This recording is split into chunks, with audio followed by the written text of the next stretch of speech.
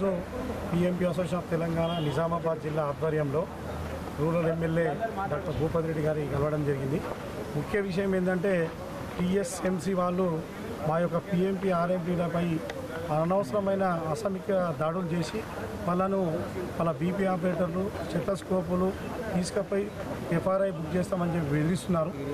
వాస్తవానికి కూడా చెప్పాలంటే టీఎస్ఎంసీకి మా ఆర్ఎంపీలకు ఎలాంటి సంబంధం లేదు.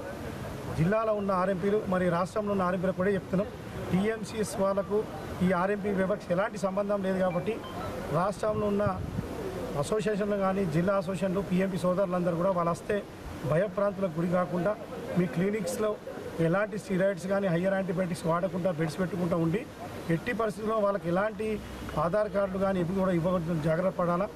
మనం ఏదైనా మాట్లాడవలసిన విషయం ఏంటంటే మర్యాదపూర్వకంగా గౌరవించి రెస్పెక్ట్గా మాట్లాడి మీరు కూర్చోండి మాట్లాడదామని చెప్పి మాట్లాడాలా. మీకు ఏమైనా అనవసరమైన మాటలు మాట్లాడినా కానీ వాళ్ళు రికార్డింగ్ చేస్తారు. కాబట్టి దయచేసి ఇది గమనించగలరని కోరుకుంటూ ఈరోజు ఏదైతే టీఎస్ఎంసీ వాళ్ళు మెడికల్ వాళ్ళు దాడి చేసి ఉంటుందో దాని మీద ఎమ్మెల్యే గారికి మేము చెప్పినాం.